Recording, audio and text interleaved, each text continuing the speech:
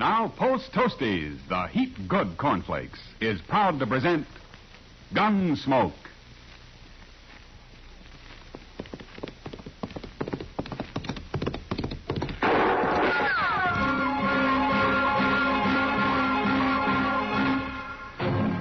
Around Dodge City and in the territory on west, there's just one way to handle the killers and the spoilers, and that's with a U.S. Marshal and the smell of gun smoke.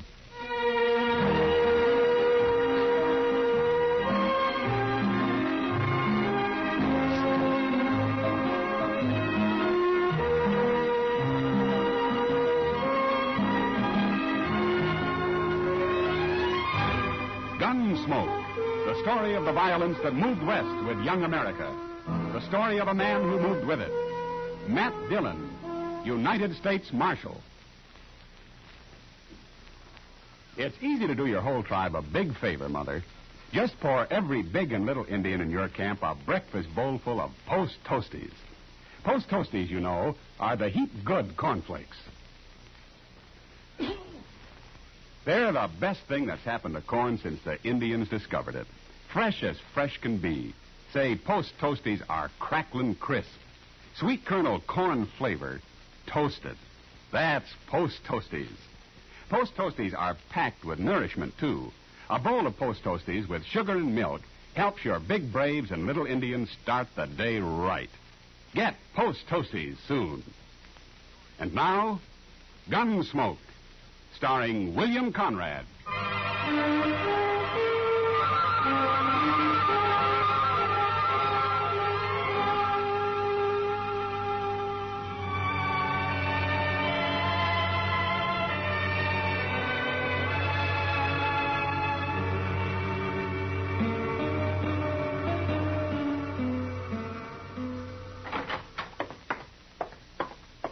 Fella here looking for you, Mr. Dillon. Oh, hello.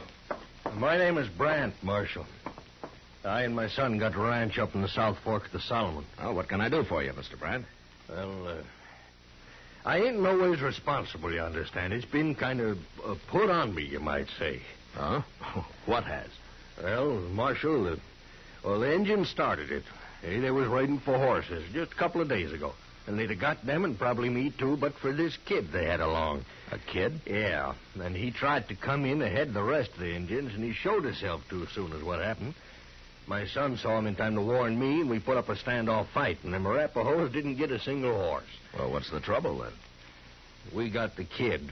He's still there, wilder than a deer. He got shot in the leg a little. We brought him into the house after. I want to know what to do with him, Marshal. Oh. Well, how old's the boy, Mr. Brandt? Hard to say. I bet he's 12 or under. That's pretty young to be on a raiding party. Yeah, it sure is. But he's awful wild. He's tried to kill me twice already. Well, then why don't you turn him over to a reservation somewhere? They'll take care of him. Well, I can't do that, Marshal. They wouldn't have him. Well, why not? Well, he ain't an Indian. He's a white boy. A white boy? Sure acts like an Indian, though. I think he's been living with them Arapahoes a long time. That's what I think. Well, I don't know what I can do about it, Mr. Brandt. One thing is sure, Marshal, I can't keep him no more. And it don't seem right, you know, for a white boy to go back living among them Arapahoes. No. So you got to come up there with me and do something about him. But Mr. Brandt, I'm a U.S. Marshal. I'm hired to keep the peace, not to play nursemaid to orphans. Yeah. You're the only man I've heard of around here that I thought might help that boy. Well, if you won't, you won't. I'll just run him off into the prairie, I guess. All right. All right, Mr. Brandt. We'll ride back with you in the morning.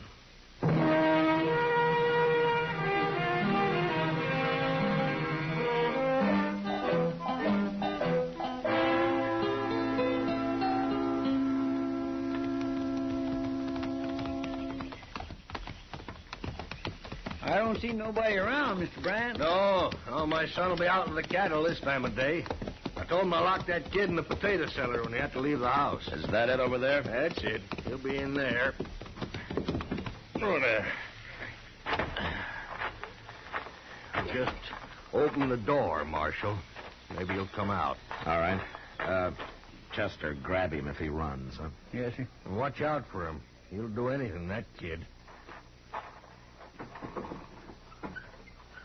Hey, kid. Come on out. Let's stand back now.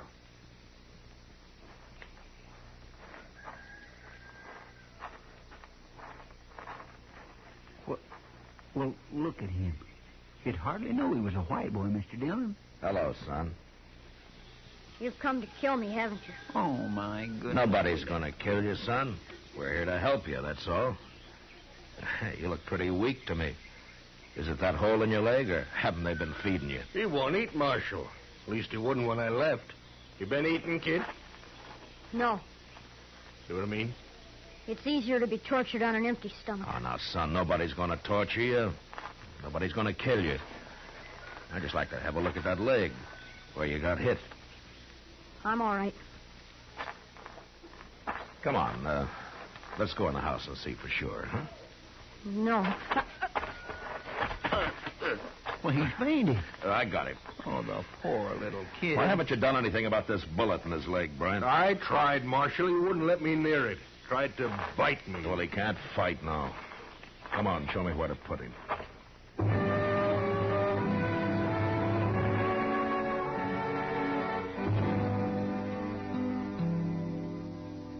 I carried the boy into the house, laid him out on a bed, and went to work. He came to in the middle of it, but he didn't move a muscle or utter a sound. The bullet wasn't buried very deep. I dug it out, cleaned the wound as best I could. When it was over, I got some strong tea down him, and then he went to sleep. A couple of hours later, I noticed he'd waked up, and I went over to the bed.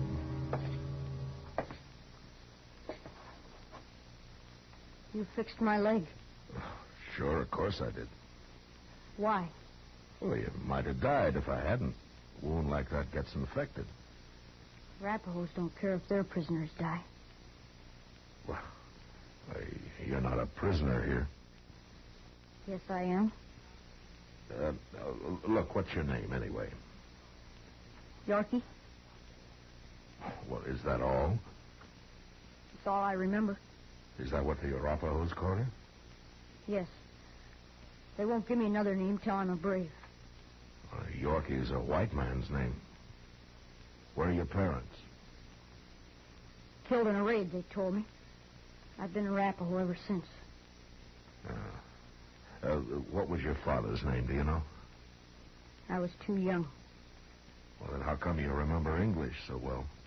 An old man of the tribe makes me talk every day. I don't know where he learned, but he says it'll come to use later when I'm a brave. In our wars against the white man.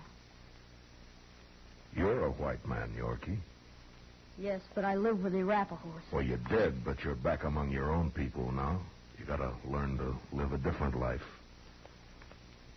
No. Wait, you mean you want to go back with the Indians? First, I have to make a big coup. Make a big coup? What for? I'll be killed if I don't. What are you talking about? I allowed myself to be seen and exposed the raiding party. So I'll be killed if I don't make a coup and return with a scalp or some horses. You? A kid like you? Unless you kill me first. Oh, Yorky, if I was going to kill you, why did I take that bullet out of your leg? I don't know. Well, nobody's going to kill you. Now, you just get that out of your head. And you're not going to kill anybody either, or steal any horses, so forget about it. If I make a big coup, my mistake on the raid will be forgiven. And I'll be the youngest brave in the whole tribe. Well, we'll argue about that later. But what were you doing on this raid in the first place? A white boy must prove himself many times. It's harder than for an Indian. That's why they let me come. Oh, I see. Yeah, you've got quite a problem, haven't you, Yorky? But right now, why don't you go back to sleep for a while, huh? I'll have some soup for you when you wake up.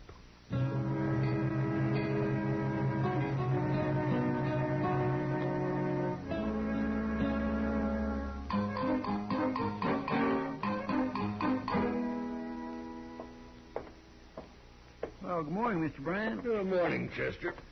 Marshal. Good morning. Your son left a few minutes ago. He said he wouldn't be back till evening. Yeah, and I ought to be out with him. We're all through, but I'll cook you some eggs. Oh, just coffee for me. All right, sir. Well, what are you going to do about the kid, Marshal? Yeah, there's not much I can do, Brant. You can't leave him here. Well, I didn't bring him here. Here you are. Marshal, I'm serious. Even if it was an ordinary kid, I got no way to raise him. And this one is bad. I told you he'd been after me twice already. He needs a scalp to take back. It's a matter of life or death with him. He ain't taking mine. You really think he might kill somebody, Mr. Dillon? Well, left alone, yes. But he's so young. Well, I heard Billy the Kid killed a man when he was 12. Age doesn't seem to matter much. Well, can't you talk him out of it? Show him it's wrong? Well, I've tried, but Yorky thinks like an Indian. He doesn't know anything about the white man's world. How's he feeling this morning, anyway? Well, I'd hoped his fever would be down, but it isn't. He needs a doctor, that's what. Yeah. By the way, Brant, is this one of your guns? Well, where'd you get it? Yorky had it when I went in there this morning, but he was too weak to use it. No, I told you he's a bad one, Marshal. He'll kill someone yet. All Yorky understands right now is kill or be killed, Brant.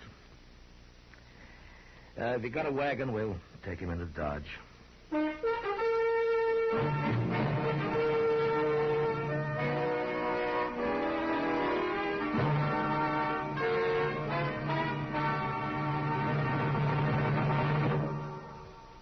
Say, what goes on at your house at breakfast? Well, you can take it from me. The best thing that can go on your breakfast table is Post Toasties. Yes, sir, Post Toasties, the heap good cornflakes. Those golden crisp cornflakes are the best thing that's happened to corn since the Indians discovered it. You know how to prove it? Well, just pour out breakfast bowlfuls of Post Toasties for your whole tribe. Then watch how they enjoy them. Post Toasties are crisp and tasty. From the first bite down to the last spoonful, that sweet kernel corn flavor makes your breakfast. So always ask for Post Toasties, the heap good cornflakes. Post Toasties, heap good cornflakes. The best thing that's happened to corn since the Indians discovered it. Heap good cornflakes. Post Toasties, heap good cornflakes. Remember, Post Toasties is one of the famous triple wrap Post cereals, guaranteed fresh or triple your money back. Now back to Gunsmoke.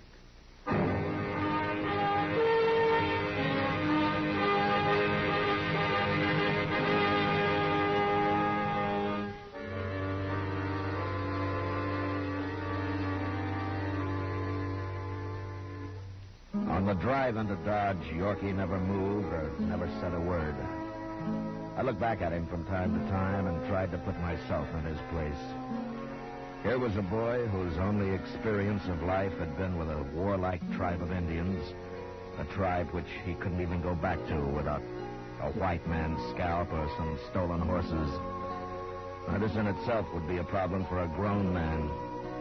But little Yorky also felt himself a prisoner, sooner or later to be killed.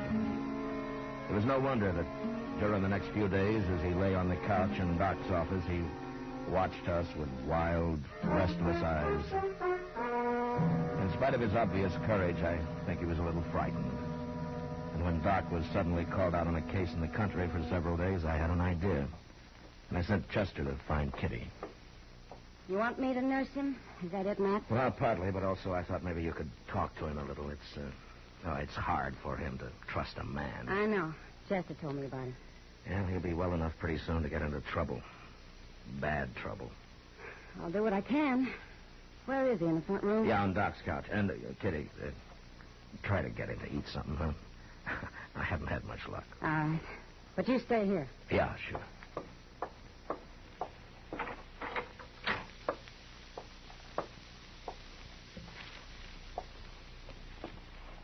Hello, Yorky. Who are you? My name's Kitty.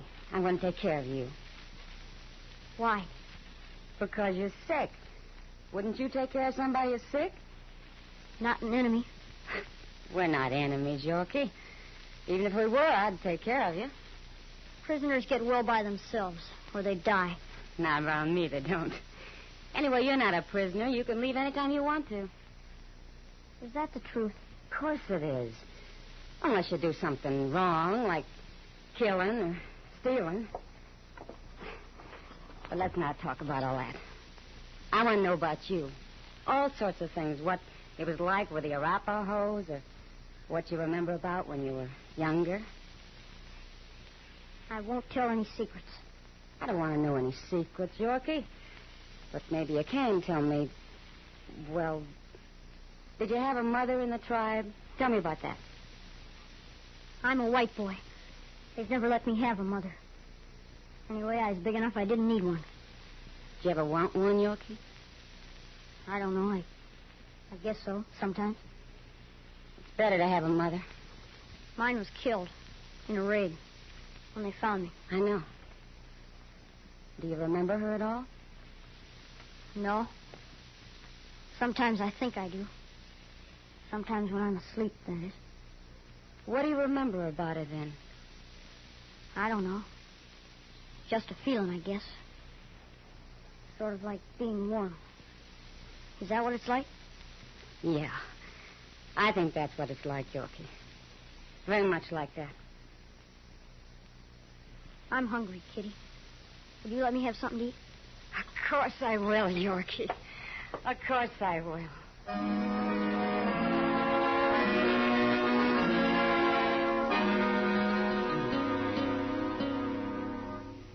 Kitty spent as much time with Yorky as she could manage. And whenever she'd been with him, he always seemed calmer and less frightened. And we began to have hopes that maybe the boy would take to his new life after all. Chester and I were busy, and except for taking some food up now and then, we turned Yorky's care over to Kitty completely. When'll Doc be back, Mr. Dillon? Oh, I forgot to tell you, Chester. He sent word he'd have to be out there another day. I guess Miss Taylor's been mighty sick. You think maybe Yorky could just live with Doc? I don't know what to do with him, Chester. Well, we sure got to do something with him. Yeah. Where's Yorky? Well, he's upstairs, Kitty. Have you been up there today? Have you seen him? No, I thought you were with him. I couldn't get here till now. Yorky's gone, Matt. What? I'll go take a look. I've already searched the place. He isn't there. Well, let's look in the street, Chester. Maybe somebody's seen him. You better find him. That's all I can say. Yeah, we'll find him, Kitty. Don't worry. Maybe he's got hold of a gun. And I hope not. Anyway, if he's as smart as I think he is, he'll locate a horse to get away on first. Maybe a couple of them. Doggone it. Just when I was beginning to think he was going to settle down a little. You never know. But I still got faith in that kid somehow, Chester. Now, here, let's cross over to Moss Grimmick's stable there, huh? All right, sir.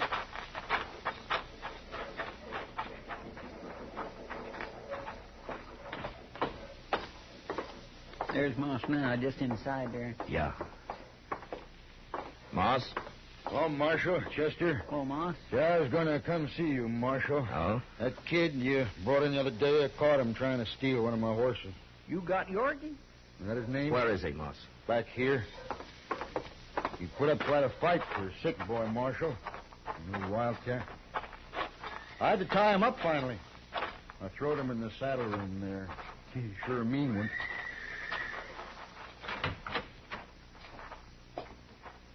There he is, little devil. He'll hang yet.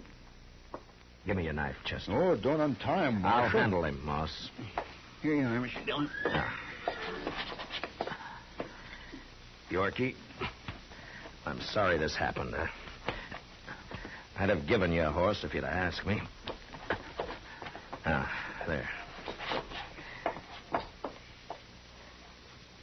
I wasn't going to steal him. And what was you doing riding him out of that stall, young fellow? Wait a minute, Moss. Yorky, you say you weren't going to steal him? No. What were you doing then? Kitty didn't come, and I got lonely. I don't know. Well, I think I do, Yorky. You just wanted to be around something familiar, something you know. Isn't that right? I guess so. And you've lived with horses all your life. You know them pretty well. So you came over here. I wasn't going to steal them. I just wanted to get on them. You know, I half believe the boy, Marshal. He's telling the truth, Moss. Yorky, I'm sorry I treated you rough. Why don't you tell me? You were going to kill me. Me? Kill anybody? Kid? Guess you don't know me very well. What are you going to do with me now? Well, Doc will be back tomorrow, Yorky. If he says it's okay for you to stay up, well, you can. And meantime, Kitty will be there. All right. Tell you what, Yorky, you get well, you come over here. I'll give you a horse to ride. You will? Sure, I got lots of horses. You can take your pick. What if I steal them? I've had horses stole before. I don't understand you. He trusts you, Yorky. We all do. You shouldn't. You shouldn't trust anybody. Oh, maybe not, but we do anyway. Moss, I got an idea. No? I don't suppose you could use a stable boy around here, huh? Some kid who really knows horses and who's used to hard work. Well, I don't have much money, Marshal. If I could feed him a little and maybe fix him a bed in the saddle room here. Of course, a good boy's like a good horse. There's bound to be some hot blood in him. Try to lift my hair, I'll whop him good. That clear, young fella? You're talking about me? Of course they're talking about you, Yorky. One thing I can't hire nobody less than he has a whole name. Well, Yorky don't know his last name. Well, call him anything. Kelly. Kelly, that's a good name. Yorky Kelly? Grimmick and Kelly. Yeah, sounds all right to me. You people get out of here now. I got work to do. And when Doc says you're fitting Yorky, you come back. I'll be back, Moss.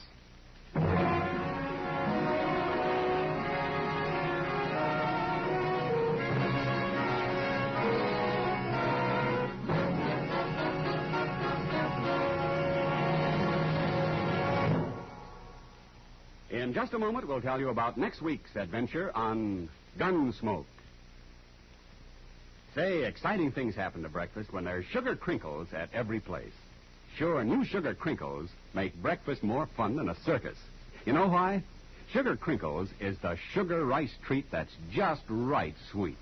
Not too sweet, the way some sugar-coated cereals seem to be, and not like others that aren't sweet enough. Sugar crinkles, every golden crisp nugget of them, is just right sweet. So try starting your day off just right with new sugar crinkles. And don't forget, when you're listening to the radio or watching television, sugar crinkles make great snacks. From the bowl or from the pack, for your breakfast or a snack. Sugar crinkles are more fun than a circus. Try sugar crinkles soon. They're the sugar rice treat that's just right sweet. So better get several packages.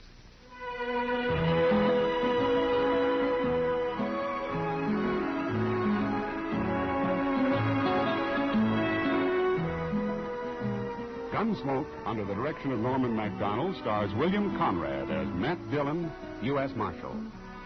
Tonight's story was especially written for Gunsmoke by John Meston, with music composed and conducted by Rex Corey. Featured in the cast were Richard Beals, Larry Dobkin, and John Daner. Parley Bear is Chester, and Georgia Ellis is Kitty. Ken Peters speaking. Join us again next week as Matt Dillon, U.S. Marshal, spends some time on a road ranch during his fight to bring law and order out of the wild violence of the West in Gunsmoke.